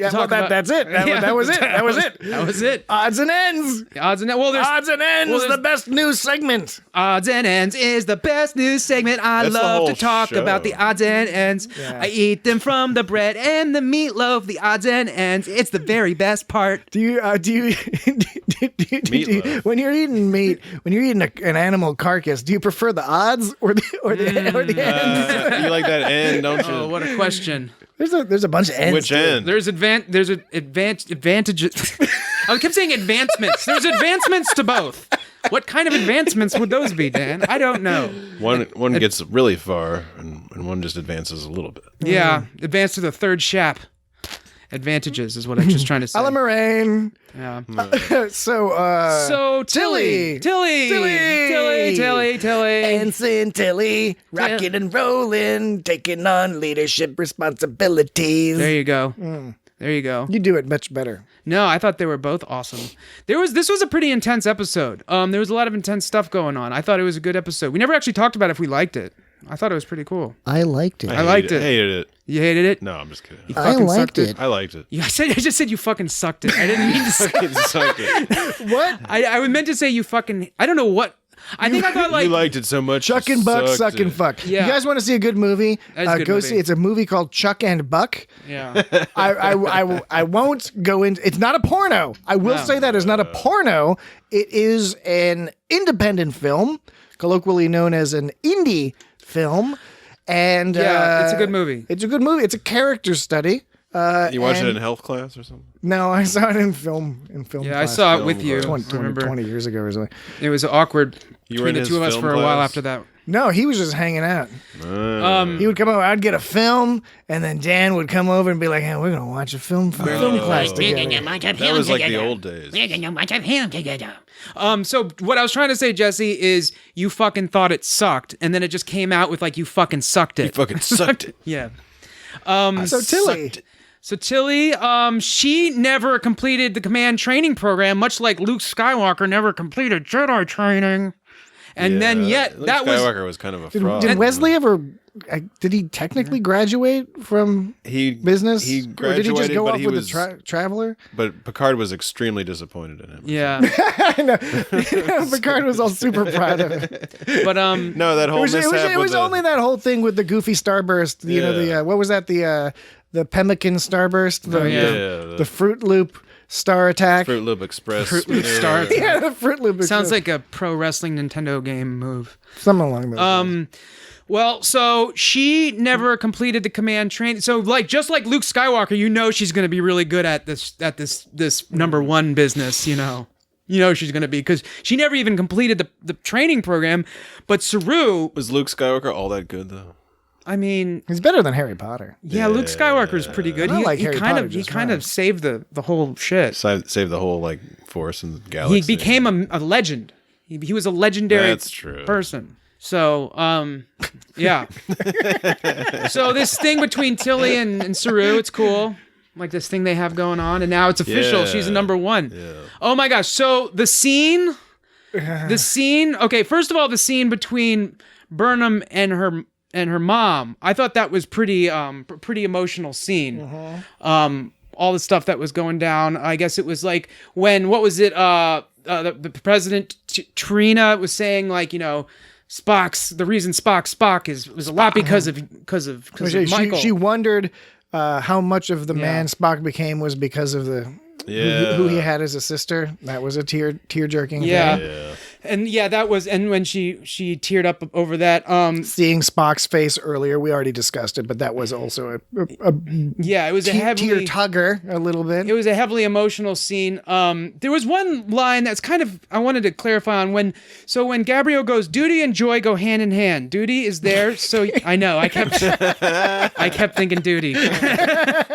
Duty is there, so you can continue to pursue your happiness. Like you have duty in one hand, and then you get that joy dishwasher detergent. Yeah, just duty. Dish, right. But they do go hand in hand. Literally and figuratively. It's like I got this duty. You can smear what happens if you smear the poop on the outside of the bottle, though? I guess you can still clean it. It still retains its lemon freshness. Would you, if you had a bar of soap and you covered it in duty, would you still use that bar of soap? Well, you could wash it off. That's what Am I'm I saying. allowed to wash it off? Yeah, totally. Whose duty is it? Someone really gross. Well, okay, then no. I'm surprised. My joke was does it matter what kind of duty it is? It's duty. I am suggesting maybe it does matter. Okay, everybody likes depends their on own. What you ate. Everyone likes their own brand. Yeah, of duty. I mean, if it was my duty, would you still use the soap? This is a question of our friendship right now. So you better think about this one. I think that's a question for another time. Do I have the option of acquiring some other soap like at a store? Can I be like, hey, I'll be back in about 10 minutes. I'm going to go down to the Walgreens or the 7-Eleven or the CVS. Walgreens. Or the mini Target. Okay. Or the bodega. I don't know where we are in this hypothetical contextual situation. So you can still use soap if it's got duty on it. Bodega's got soap? We don't have bodegas here. I know, but do they have soap? I don't know what a bodega has because we don't have them here. They got cats. Don't they usually have a cat? Don't you always have to have a bodega cat and then a bodega rat? And the bodega cat chases away the bodega rat. What about the bodega dog? Bodega rat. Bodega I've heard of those, but I don't believe them. I don't believe they're real. They got a $12 pack of cigarettes, I tell you that much. Yeah, I'm sure of it. So, okay, now, I was a loud one. That was, so talking about duty and joy. Duty...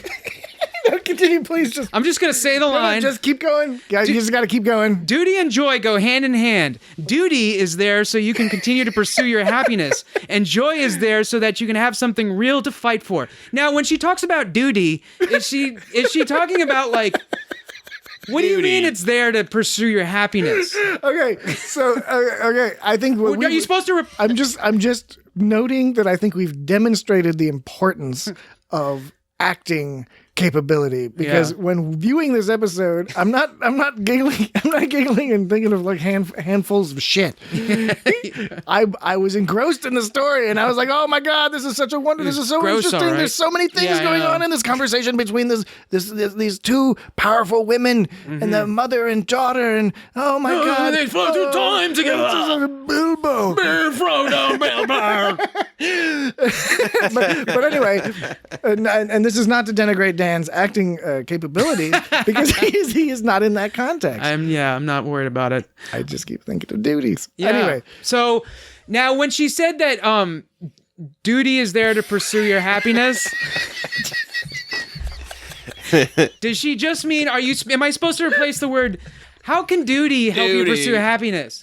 Are you supposed to replace the word duty with job? Dude, you say it all funny.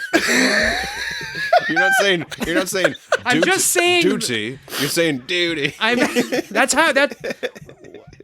the word. Envelope, potato.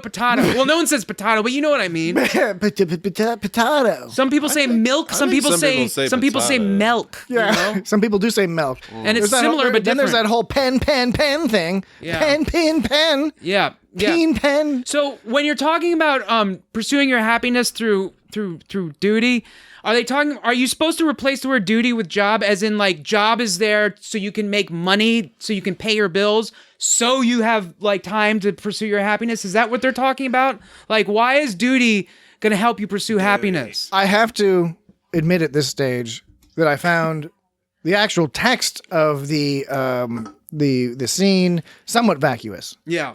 I liked the scene though. Yeah, and I thought the emotions were there. They were going for the emotions. It's ideal when the actual lines, the script is just as good as the emotions. I think this is a case where it's kind of like they're just saying some shit. Yeah, it seemed like it. And she's Kawat Malat, so she can say some shit and it can sound all profound. Yeah, and she's somehow being more honest than we even know how to hear. So I'm going to go with the duty is really supposed to be like you have a job that makes you money so you can pay your bills so you have time to pursue your interests instead of like sort of clawing away at whatever you can get. Okay, so anyways, back at the scene about, this emotional scene, right? It's pretty awesome. And I was like getting kind of emotional watching it. And then somehow the next scene with fucking Tilly, this like really innocent scene, somehow actually kind of moved me to tears when they said, say yes. And Tilly goes, really? Yeah. Like I think I started like crying a little bit right there because it was so earnest and hopeful and innocent, but she's gonna fucking rock it, And then Michael Burnham shows up and she's like, "Oh, did I miss the say yes?" Yeah, right.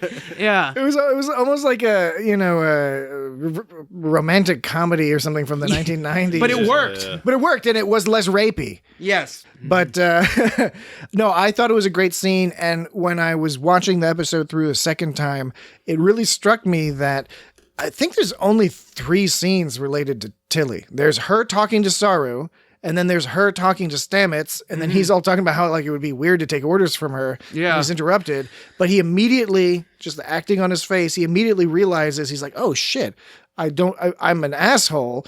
And that came off weird. And I think they did a good job because when that scene opened up, he's being an asshole to people. He's being his standard Stamets. He's like, what's going on here? You got this, that, and the other thing. And so they've put him in the mindset of he's in like his assholey mode right now. He's not in his super caring thinking mode.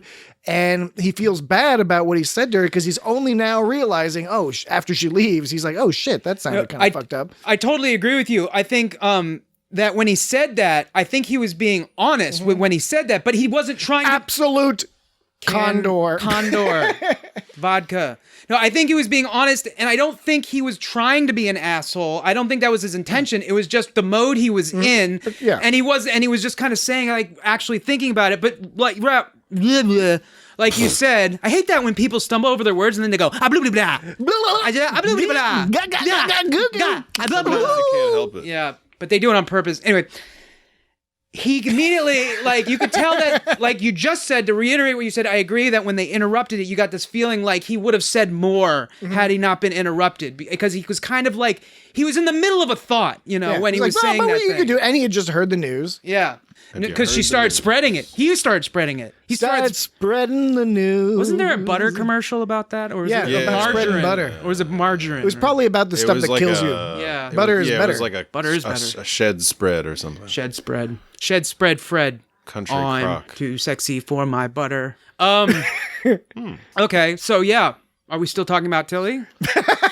He looks so We were talking about like right side. Yeah, like, is that okay? Is that okay? Are we still talking about it? Well, I get just returning to my point. I want to talk about butter some They were more. basically, I mean, maybe there was a couple things I missed in there, but basically there were 3 scenes, you know, the Saru Tilly, the Tilly and Stamets, and then the say yes scene at the end. And I was just thinking, it was like, how impactful.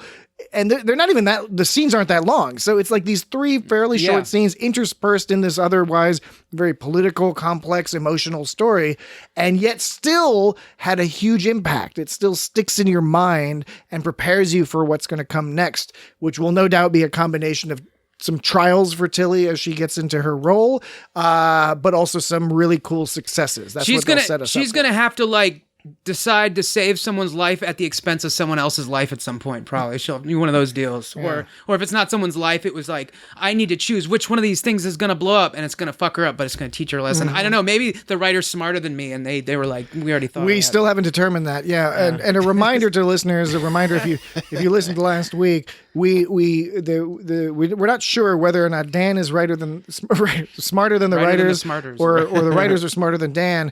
There are arguments for both sides. Dan has made those arguments. Yes, several times. He's provided those arguments. So fucking listen to last week's. Yeah, so you can, smarter than a writer. You can write in. We're going to give you the email stuff soon. We're almost done here, but we just got to finish up our odds and ends, and then we'll give you the email stuff, and then you can write and let us know whether or not you vote for Dan being smarter than the writers or less smart than the writers. We might, if you want to say they're of equal intelligence, that's fine, but please show your work. Provide some backing to it, and not just argument. I would like to see some facts and figures. Okay, I call you a Shira because you sit in the middle trying to be everything and nothing. Pick one or the other. Resumes, education. Yeah. Those are words.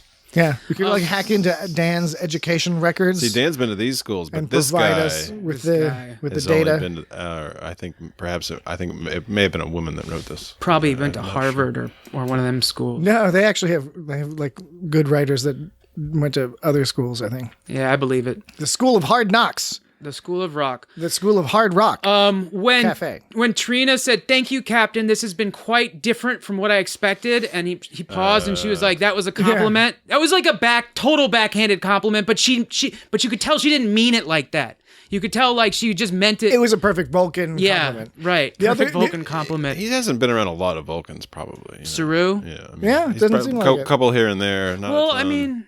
Michael Burnham's the biggest Vulcan he's been around. Well, I mean, she's not even a Vulcan. He's been in Starfleet. But there are not a lot of Vulcans in Starfleet at this time. Yeah. That's Spock wasn't the first. That Sarek motherfucker keeps popping up. But, it's more limited. I think, the interactions between Saru and Tarina were really interesting. Yes. The actress. They felt like they had a connection. Yeah, really, really good. Doug Jones did a great job. He also liked our Instagram post. Everybody, and then I complained about. I tweeted about Instagram. Like they've redesigned it, so it used to be like when you screenshotted where people liked your stuff. It showed the post in context. It was all cool. Now it doesn't show a thumbnail or anything. It was aggravating me, so I tweeted about that. And then Doug Jones liked that tweet. Oh, right on. Who plays Tarina? It sort of looked like maybe I've seen her before. I looked up the actress name, and I did not recognize it. She was in some stuff, but did she kind of look like what's her name from? She was with Pierce Brosnan in that painting movie. The Thomas Crown Affair. The Thomas Crown Affair. Great movie, by the way. Was her name like Renee something or something Renee? Wait, are you talking about Renee? Renee Zellweger. Renee Rousseau. Renee Rousseau. Yeah, she kind of looked like Renee Rousseau a little bit. Renee Zellweger. No, not Zellweger. Renee Aubergines. No, not Aubergines. Who is Renee Zellweger? She looked like a combo of Renee Rousseau and somebody like Rene Descartes. And who played Moneypenny? What's her name? Which Moneypenny? There's been 25 James Bond movies. Or maybe not Moneypenny in the elder one when she's elder in the more later ones. Yeah. Or is that Judi Dench? Judi Dench. She played M. And that's like Moneypenny. I said to demote her as. I said, okay, not Moneypenny. I'm sorry. I'm really sorry. And as I was saying this, and while Patrick was not knowing what I was talking about, I was starting to think maybe it was a different person. And I kept wanting to say Q, but I knew it wasn't Q because that's not the right one either. And I couldn't remember that it was the fucking letter. Somehow I knew that's who you were talking about. I also like you. See, Jesse, you knew. He referred to the elder ones, but then like somehow those are the more recent ones. That elder means older. But the age of the person. Yeah. I didn't mean the movie as the subject. I meant the age of the person. You're very confusing. Because you said they were different. I knew what he was talking about then, too. Yeah, For some reason, I'm same... getting his... It's from this my name's James Paul, Bond talk. And this is between y'all. We got some brain gadgets going. Because there was different money pennies, and so I was like, I don't know, whichever one was old, and then the problem was take or leave them, whichever money penny works. But I was talking about M. The cross between Rene Russo and Judi Dench is, I think, who Tarina looks like. Judi Dench, what a gal! She's pretty great. So you looked up the actor, you couldn't find it. Yeah, we like the relationship they have together. I think we've exhausted most of what we're going to talk about. This was Star Trek. And she also gave in to the Maxims. The Maxims, and what did she call them when they were talking about the Maxim and Proverbs? They're not into but then she did the live long and prosper at the end, which I think she did it on purpose. She knew what she was doing there. She knew that she was... No, and that's good writing because it's to me, it was sort of brilliant because at the same time, it's 100 expect... It is 100% what you would expect a Vulcan to do when they leave. They say, live long and prosper, peace and long life, etc. And they do the Vulcan hand salute. So you expect it. She's doing what you expected. But her doing it also is, as Dan has noted, it is emphasizing the fact that maybe she's rethinking her... expulsion of these axioms and stuff. Maybe, and it's, don't read too much into that because, it's just polite. You're just waving goodbye or shaking hands or whatever. But I think from a narrative perspective, it was meant, they highlighted that. They didn't have to show all that, and they didn't have to show it the way they showed it. I think they were highlighting that Saru had gotten to her, and she's starting to think, you know what? Maybe the needs of the many do outweigh the needs of the few. Governor? I like that Vulcan gong they had. Yeah, they got the Vulcan bells too, and the gong. I was wondering. Vulcan's got some good instruments, man. Yeah, I was just about to bring up that I like how I wish we were able to blend like new awesome technology with old awesome ritual shit. Like they either transported or replicated some old torches. You got to be a Vulcan and so Romulan or something. Yeah, or Klingons do it. Klingon even too. So it's like they use new tech to like warp in this like old torch, and then they had that awesome gong. Yeah, and they had all this old school ritual, but they're on a funny like beater to beat the gong with. It was all weird looking, knobby thing, some kind of snail looking thing. But they're all doing it while they're on a starship. So I like that. That's totally awesome. But they were just on the Discovery the whole time. Yeah, and so it's this combination of new and old. I like how Starship does style. That. So that gong was cool. There's some good musical cues too. So they had the diegetic sound, with the gong and stuff, but they also had the non-diegenic, the Vulcan style bells, clarinets, some other kind of fluty woodwind stuff playing. Fluty is diegenic when it's like the sound diegetic. Diegetic. The sound. Let me think. Is it when the sound is created from something within the story, the plot, and when it's it's actual like more of the background. It's like the soundtrack versus the sounds coming from the things that would the characters hear it or not? The props. Oh, I see. Would the characters hear it or not? There. That's a perfect way. Oh, that's such a great way of putting it. That's cool, man. Which is why it's always fun when they do that transition where it's like, is this non-diegetic sound? But then it turns out like, it's on the car radio. The guy driving, and he turned it off and it stopped. Oh, Quentin Tarantino, you rascal! But then there's like, they don't bother to point it out because it doesn't matter. It's like Stewie on Family Guy, or the Brian the dog. It's like, well, Brian, people can hear Brian, but they never really fully established some consistency with whether people can understand Stewie. But that's a different thing. That's a different thing. Though. Is there a cartoon dog that talks in Family Guy? Family, but everyone can hear Brian the dog. But Stewie, wait, are you making fun of me? Are you saying shit? He's talking shit. I like how your response to him was just to be like, I'm gonna repeat exactly what I just said. Well, he asked, but louder. No, he asked. I didn't just say it. I am not denying that the man asked you a question, and you had every right to respond in whatever way you felt most appropriate. Okay. So you're saying non-comedogenic styles of sound is that was a joke. It wasn't comedogenic. Non-anthropogenic. Yeah. So you were talking about flutes and stuff, musical cues.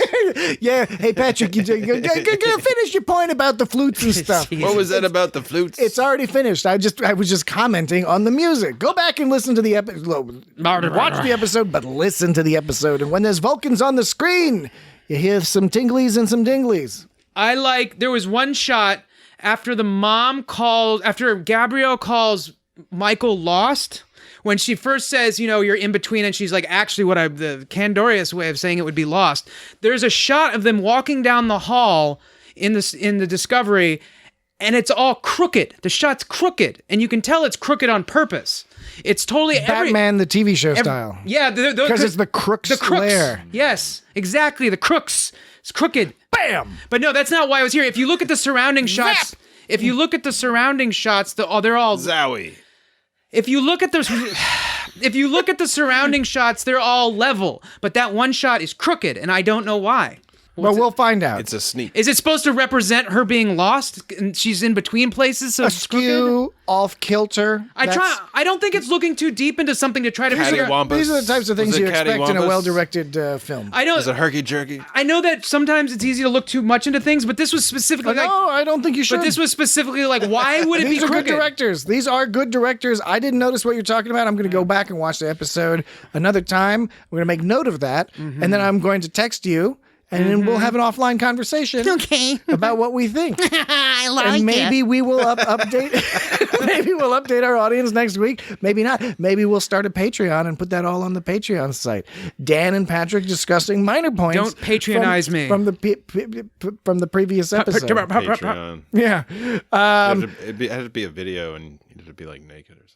What? Oh yeah, you're thinking TikTok. Odds and ends. I'm calling dibs on the next odd and end. Okay, go for it. And all I have to say is that Oded Fair, who plays Admiral Charles Vance, I realized this episode that he has a similar cadence to Clem Fandango.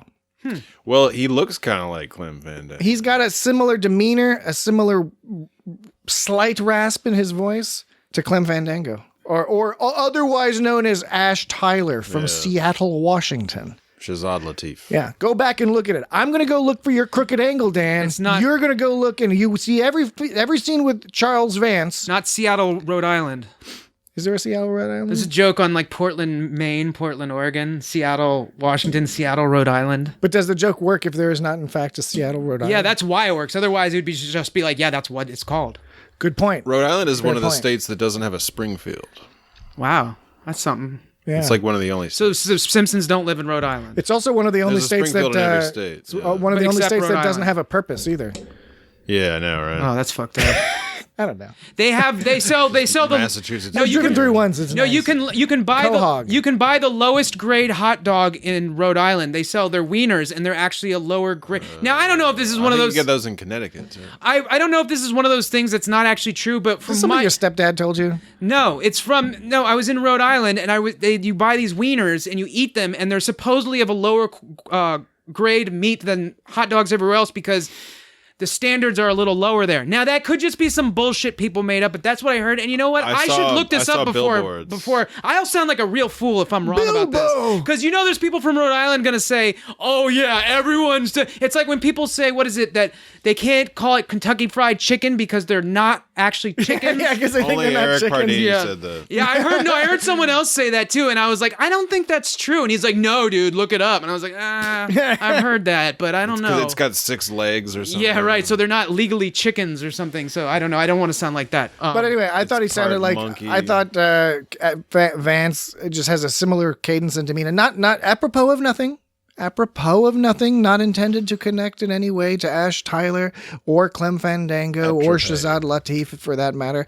But I just noticed a similarity, and I like that. I like both characters, so I liked inventing a connection between them, even though almost 1,000 years separate them, and they are two different actors that probably don't know each other. But it's fun. It is fun. It's fun. Maybe they're related. I also did like the Burnham's line when she's on the bridge of the Discovery and they're talking to President Tarina, and she responds that I do believe, we're talking about Spock, responding to that Spock would be happy. She says, I do believe he would find it all fascinating. Yeah. That was a cute line. Yeah, that was. That reminded me of when her mom was like called her out during the third round or the second round or whatever during the trial. She demands trust while her own actions are cynical. To call in Ket. That's what Gabrielle said about Burnham, and then like Burnham just gives her this awesome like what the fuck. Yeah, I know. She's just like she does a double take. It's pretty awesome. Sonequa Martin Green is pretty good at that kind of the expression that's like, what the fuck did you just do? Yeah, it's good.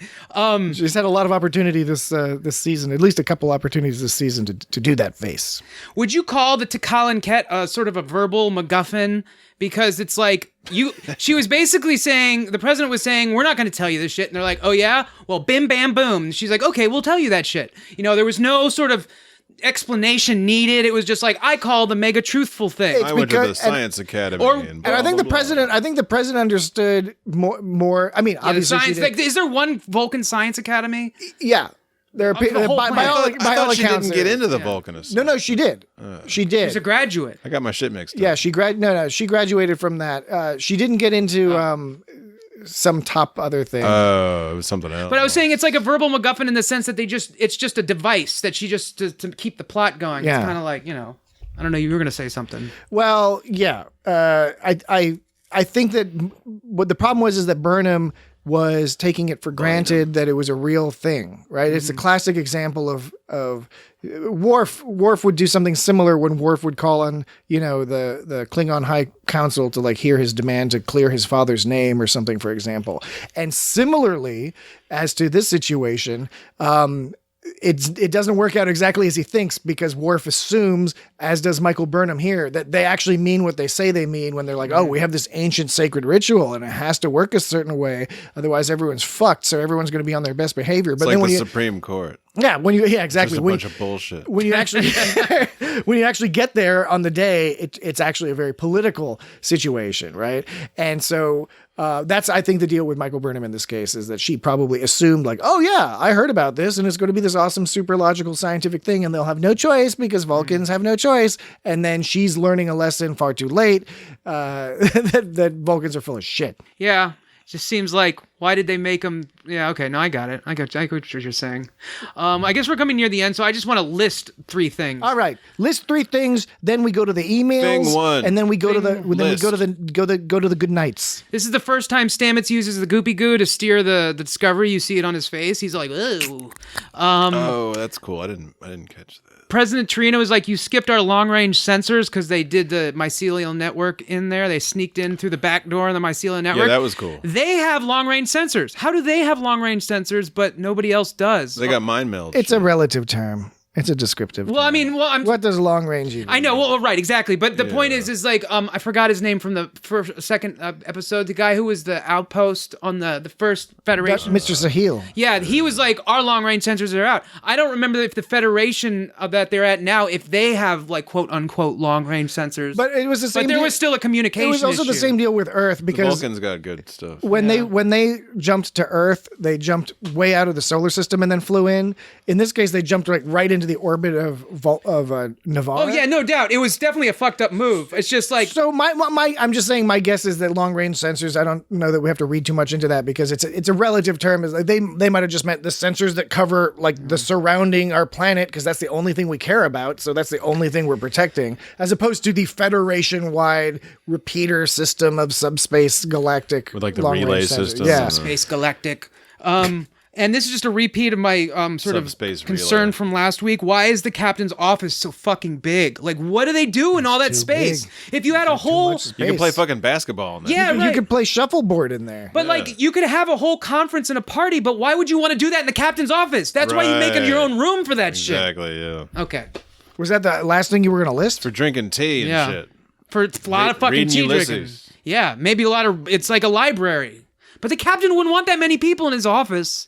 You don't need that many people in your office. Then you make it a separate room. You gotta get shit done in there. You gotta make it a separate room. Yeah, totes malotes. They don't have a 10 forward. I think. No, they should turn. But they clearly have a lot of space on the ship. I think wasn't it early on they mentioned that the ship had the most labs of any operational, Starfleet ship. I think in the season 1 they mentioned that. It's just an odd ship. It's this weird science experiment super ship. That was the idea. It's got fungus. Fungus among us. There's cheese, Louise. All right, so that will conclude our I think that's about it. Extremely coherent discussion of Star Trek Discovery Season 3, Do you Episode 7. Coherent or current? Current. Unification 3. So that was going to do it for us tonight, but before we go, do the likes and subscribes or whatever, wherever you can do that. There's YouTubes and there's Facebooks, there's Twitters, there's Instagrams. It's Got Star You can just add It's Got Star Trek, or you search for It's Got Star Trek on your podcast business, and you can find us.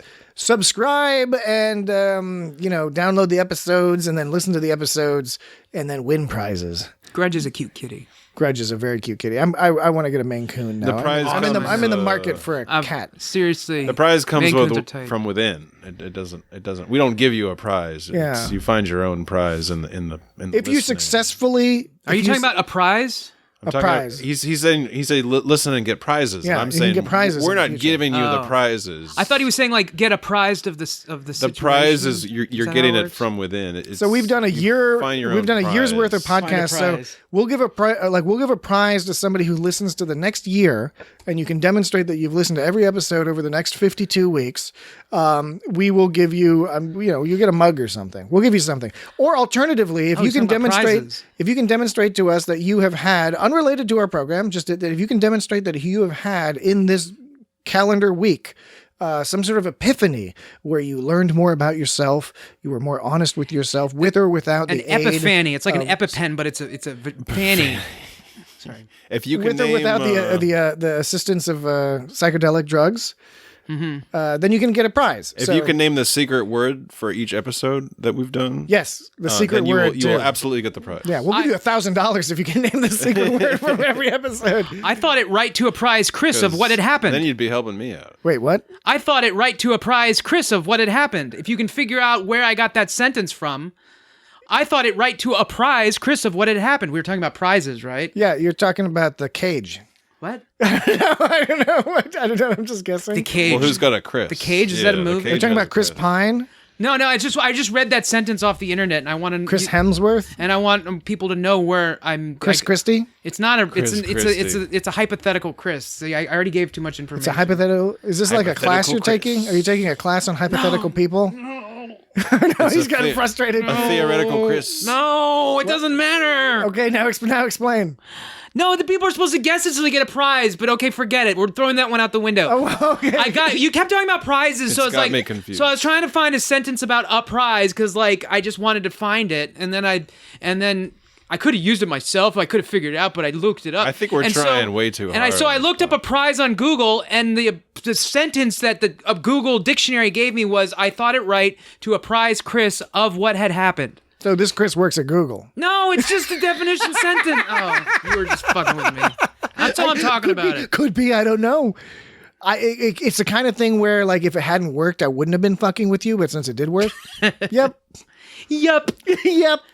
All right, so that's going to do it for us this evening. You can also write us at feedback@itsgotstartrek.com. You can go to itsgotstartrek.com. We already talked about the YouTube and all the other stuff, so you can do that. It's Got Star Trek. It's Got Star Trek. It's Got Star Trek. You can look at it everywhere. And otherwise, we will be discussing next week The Sanctuary, episode 54. Not to be confused with Deep Space Nine, Season 2, Episode 10. Sanctuary. Or the Sanka berry, which they make Sanka coffee out of.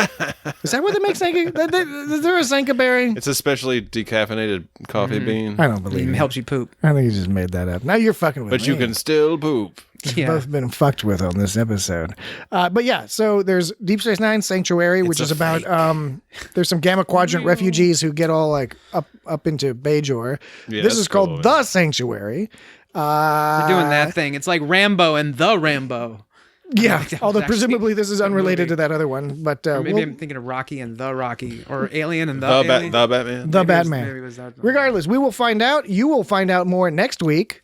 When will be revealed. You download the next episode. Hello to time. But for now, that concludes this episode 53 of the It's Got Star Trek podcast. Like and subscribe. This has been quite different from what I expected.